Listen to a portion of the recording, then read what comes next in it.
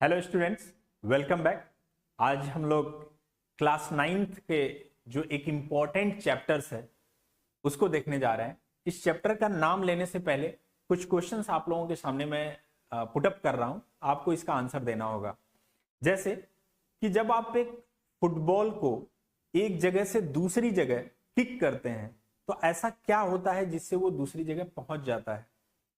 जब आप दरवाजे को ओपन करना होता है तो ऐसा कौन सी एक्टिविटी या कौन सा उसमें लॉजिक लगता है जिसकी वजह से दरवाजे को पुल करने के बाद या पुश करने के बाद वो क्या हो जाता है, ओपन हो जाता है।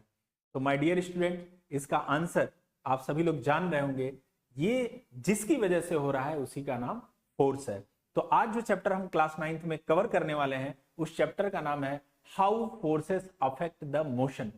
यहां पे दो वर्ड बहुत इंपॉर्टेंट है, एक तो आप देख रहे होंगे कि फोर्सेस और दूसरा मोशन। ठीक है, यहां पे हम न केवल फोर्सेस के बारे में पढ़ने वाले हैं बल्कि ये भी देखने वाले हैं कि मोशन जो होता है वो फोर्स की वजह से कैसे अफेक्ट होता है।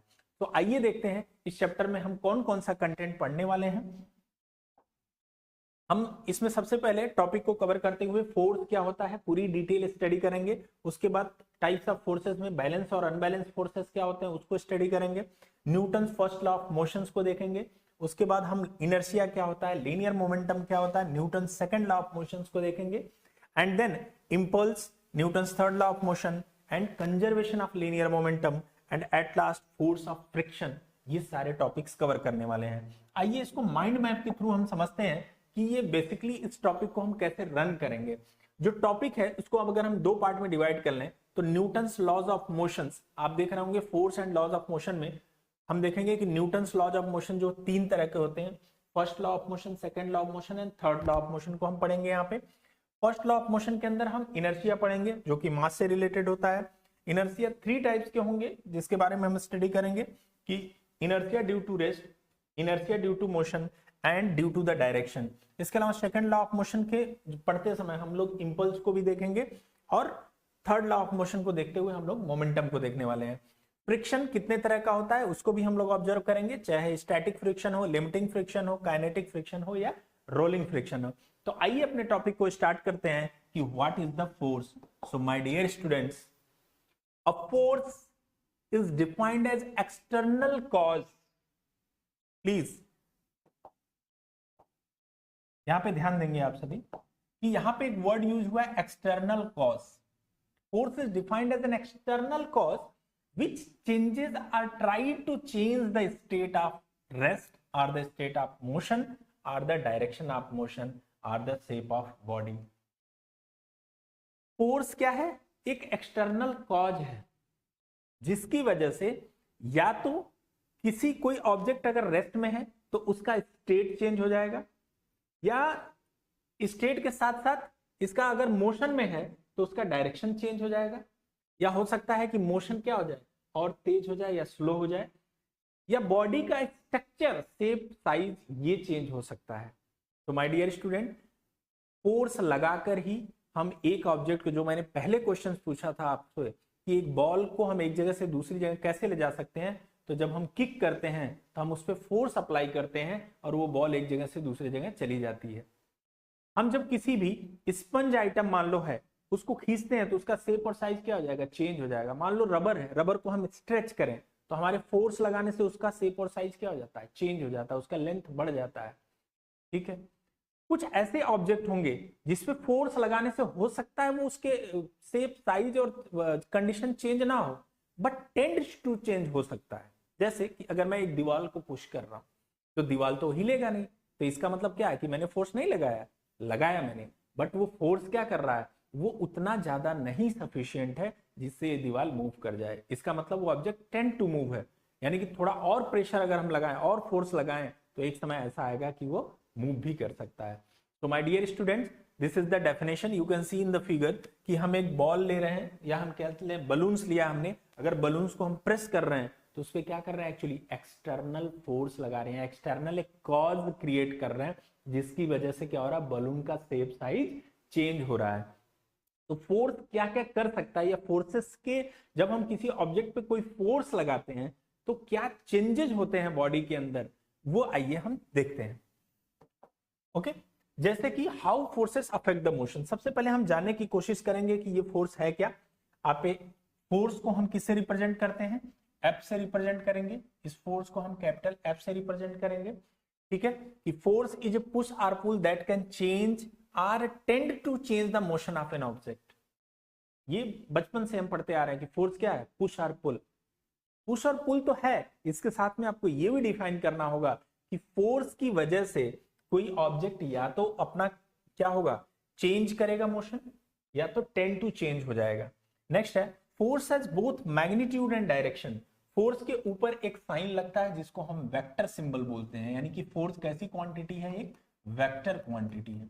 फोर्स एक वेक्टर क्वांटिटी है, ठीक है। और जब भी कोई क्वांटिटी वेक्टर क्वांटिटी होती है तो इसके पास हमेशा दो चीज होगा, एक तो मैग्नीट्यूड होगा, मैग्नीट्यूड, और दूसरा इसके साथ में डायरेक्शन भी होगा, डायरेक्शन भी होगा।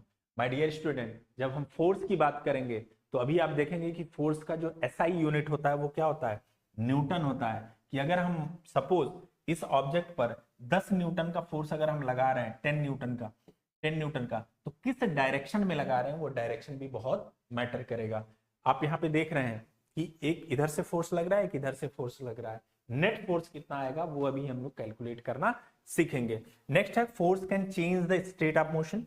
क्या क्या कर सकता है फोर्स, किसी ऑब्जेक्ट को स्टेट को स्टार्ट कर सकता है, ठीक है, स्टॉप कर सकता है, कोई मूविंग ऑब्जेक्ट है तो उसको रोक सकता है, स्पीड अप कर सकता है, कोई ऑब्जेक्ट हो तो उसको स्पीड बढ़ा सकते हैं, स्लो डाउन कर सकता है, या उसकी डायरेक्शन को चेंज कर सकता है। डायरेक्शन कैसे चेंज कर सकता है, जैसे आप फुटबॉल प्लेयर्स को देखते होंगे कि एक तरफ से बॉल आती है, दूसरा प्लेयर उसको कंट्रोल करता है और अपने कलीग्स के पास में, अपने टीममेट्स के पास में उसको क्या करता है, फॉरवर्ड कर देता है। तो एक डायरेक्शन से आई बॉल को फोर्स लगा के दूसरी डायरेक्शन में चेंज कर देता है, यानी कि डायरेक्शन चेंज भी होता है।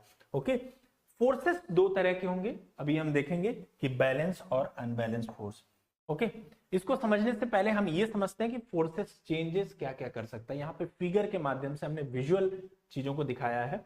सबसे पहले कि फोर्स होता क्या है, फोर्स इज पुल और पुश।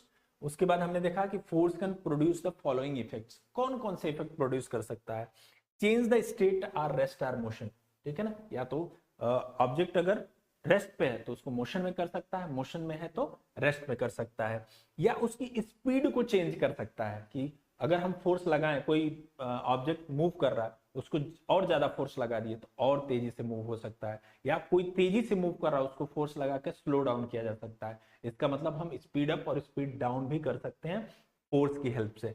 नेक्स्ट है change the direction of moving body. जैसे ये कार है, फोर्स लगा के हम क्या करते हैं, स्टीयरिंग को घुमाते हैं और ये डायरेक्शन चेंज हो जाता है। शेप चेंज हो सकता है, मैंने कहा कि स्पंजी, रबर, कुछ भी ले लो आप, उसकी बॉडी और शेप और साइज को आप क्या कर सकते हो, चेंज कर सकते हो। तो ये सारी चीजें हम फोर्स लगा के जनरेट कर सकते हैं, क्रिएट कर सकते हैं। So my dear students, forces generally दो तरह के हम पढ़ेंगे, एक को हम बोलते हैं बैलेंस फोर्स और दूसरा क्या होता है, अनबैलेंस फोर्स। तो इसको हम सबसे पहले ऐसे समझेंगे कि बैलेंस फोर्स जो होगा, सपोज हम बात कर रहे हैं बैलेंस फोर्स की, बैलेंस फोर्स, मान लेते हैं कोई एक ऑब्जेक्ट है, ठीक है, वो किसी एक फ्रिक्शनलेस सरफेस पे रखा हुआ है। ये सरफेस कैसा है, फ्रिक्शनलेस, मतलब कि कोई फ्रिक्शन का कॉज नहीं है। एक फोर्स इधर से सपोज करते हैं कि 10 न्यूटन का इधर लग रहा है, और दूसरा जो है इधर से भी 10 न्यूटन का फोर्स लग रहा है। तो क्या होगा इसमें, आप देख रहे हैं कि इसका मोमेंट ऊपर नीचे तो हो नहीं सकता है, ठीक है ना, क्योंकि ऑब्जेक्ट ग्राउंडेड है। ऐसा नहीं कि नहीं हो सकता है, लेकिन इधर कोई फोर्स आ नहीं रहा है।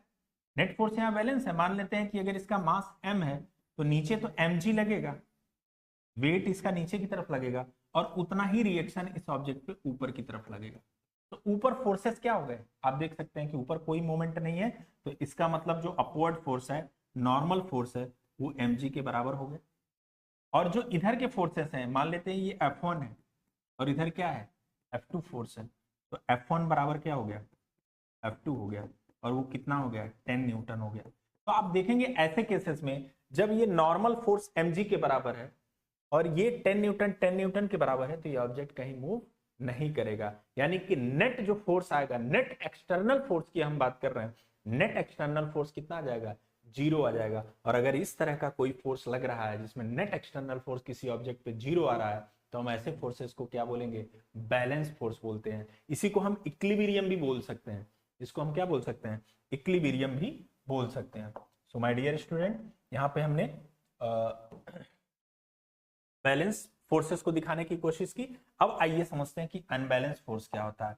अनबैलेंस फोर्स के केस में कि मान लेते हैं कोई ऑब्जेक्ट है, सेम ऑब्जेक्ट लेते हैं, इस तरह से फ्रिक्शनलेस सरफेस लेते हैं, एक तरफ से 50 न्यूटन F1 जो है हमारा वो कितना लग रहा है, 50 न्यूटन का फोर्स लग रहा है, ठीक है। इसके अपोजिट डायरेक्शन में F2 लग रहा है और वो कितना लग रहा है, 30 न्यूटन का फोर्स लग रहा है, ठीक है ना।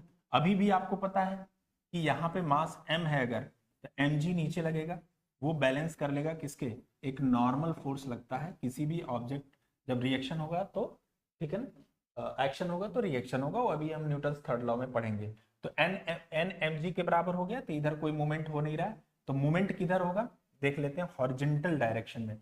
हॉरिजॉन्टल डायरेक्शन में अगर आप देखेंगे तो F1 माइनस F2 करिए, F1 माइनस F2, तो आप यहाँ पे देखेंगे कि F1 50 न्यूटन है और F2 कितना है, 30 न्यूटन है, तो टोटल कितना आ जाएगा, 20 न्यूटन आ जाएगा। किस डायरेक्शन में होगा, F1 की डायरेक्शन में, in the direction of F1 force, ठीक है ना। नेट फोर्स किधर लगेगा, किस डायरेक्शन में लगेगा, आप देख सकते हैं कि जो नेट फोर्स होगा वो 20 न्यूटन का किधर लगेगा, इधर, क्योंकि 30 न्यूटन तो इसके 30 न्यूटन से क्या करेगा, कैंसिल आउट कर देगा, लेकिन 20 न्यूटन अभी भी इसके पास एनफ है, तो इसका मतलब मोशन किधर होगा, इस डायरेक्शन में होगा। और जब ये मोशन होना शुरू हो जाए तो इसका मतलब है कि नेट एक्सटर्नल फोर्स 0 नहीं है। सो माय डियर स्टूडेंट्स, इस तरह का अगर कोई जो है फोर्स लग रहा है तो उसको हम अनबैलेंस फोर्स बोलते हैं। यहाँ पे आप देख सकते हैं कि टग ऑफ वॉर में इक्वल फोर्सेस अगर लग रहे हैं तो बैलेंस है, अगर एक तरफ ज्यादा लोग हों, ज्यादा तेजी से पुल करेंगे तो क्या होगा, अनबैलेंस फोर्स हो जाएगा। यहाँ पे कुछ दिया गया हुआ है कि when 2 or more forces act on a body and produce a net force equal to 0, then the force are called balance forces. Okay, जब नेट फोर्स क्या हो जाए, 0 हो जाए, और अगर नेट फोर्स 0 नहीं हो रहा है तो इसका मतलब कैसा फोर्स है, अनबैलेंस्ड है। उसके बाद balance force does not produce any change in the state of uniform motion. अगर बैलेंस फोर्स है तो उनके मोशन के स्टेट में कोई चेंज नहीं होगा, लेकिन अगर अनबैलेंस फोर्स है तो उनके मोशन के स्टेट में क्या हो जाएगा, चेंज हो जाएगा। हो सकता है कि ऑब्जेक्ट रेस्ट में हो तो मोशन में आ जाए, या एक्चुअली अगर मोशन में हो रहा है तो जिधर नेट फोर्स आएगा उस डायरेक्शन में उसका मूवमेंट तेजी से होने लगेगा। ये balance force does not cause to accelerate a body, ठीक है ना। एक बैलेंस अगर फोर्स है तो एक्सेलरेशन नहीं होगा, क्योंकि नेट फोर्स उस पर कुछ आ ही नहीं रहा है, तो जिस स्टेट में है ऑब्जेक्ट उसी स्टेट में पड़ा रहेगा। लेकिन अगर अनबैलेंस फोर्स है, सपोज आप 20 न्यूटन का आपने फोर्स देखा, तो वो एक्सेलरेट करेगा उधर, ठीक है ना, वो एक्सेलरेट करेगा, यानी कि फोर्स लगने की वजह से, अगर अनबैलेंस फोर्सेस हैं। तो माय डियर स्टूडेंट, ये था आपका बैलेंस और अनबैलेंस फोर्सेस। आइए समझते हैं नेक्स्ट टॉपिक कि types of forces. Forces generally जो है दो तरह के होते हैं, एक को हम कॉन्टैक्ट फोर्स बोलते हैं और दूसरे को हम बोलते हैं non contact force. Contact force का मतलब कि अगर फोर्स लगाना होगा तो दो ऑब्जेक्ट को आपस में टच करना पड़ेगा या कांटेक्ट में आना पड़ेगा, जैसे कि फ्रिक्शनल फोर्स। फ्रिक्शनल फोर्स क्या होता है, वो फ्रिक्शनल फोर्स हमेशा मोशन को अपोज करने का काम करेगा, और इसमें डिटेल स्टडी अभी हम लोग करने वाले हैं। दूसरा क्या है, स्प्रिंग फोर्स। स्प्रिंग फोर्स में आपको किसी ऑब्जेक्ट को दूसरे ऑब्जेक्ट को कनेक्ट करने के लिए एक स्प्रिंग लगाना पड़ेगा, जिससे वो स्प्रिंग फोर्स काम करेगा। तीसरा मस्कुलर फोर्स, आपके अपने मसल्स पे फोर्स लगाने के लिए कोई ना कोई ऑब्जेक्ट को टच करना पड़ेगा या उठाना पड़ेगा, तो यहाँ पे कॉन्टैक्ट फोर्स, इस तरह के फोर्सेस होते हैं। बट कुछ ऐसे फोर्सेस होते हैं जो नॉन कॉन्टैक्ट फोर्सेस हैं, जैसे मैग्नेटिक फोर्स हो गया। दो चुंबक ले लीजिए दोनों हाथ में और उसको पास में लेके आइए, बिना टच किए ही वो फोर्स एक दूसरे पे लगाएंगे। अगर नॉर्थ नॉर्थ होगा तो रिपल्सन होगा, नॉर्थ साउथ होगा तो अट्रैक्शन होगा। इसको भी हम मैग्नेटिक इफेक्ट में पढ़ने वाले हैं। ग्रेविटेशनल फोर्स, ग्रेविटेशनल फोर्स भी नॉन कॉन्टैक्ट फोर्स है। अगर ऑब्जेक्ट हवा में हो, नीचे हो, कहीं भी हो, तो उस पे अर्थ के अगर पेरिफेरी में है तो अर्थ उस पे क्या करेगा, ग्रेविटेशनल फोर्स लगाएगा बिना टच किए हुए। नेक्स्ट क्या है, इलेक्ट्रोस्टैटिक फोर्स। आगे आप 12th में पढ़ेंगे इस फोर्स को। इलेक्ट्रोस्टैटिक फोर्स में क्या होता है, करंट की वजह से एक फोर्स जनरेट हो जाता है अपने आसपास एक रेंज में, जिसको हम इलेक्ट्रोस्टैटिक फोर्स बोलते हैं, और वो भी नॉन कॉन्टैक्ट फोर्स होता है। So my dear students, there are two types of forces, contact force and non contact force. आइए आगे समझते हैं।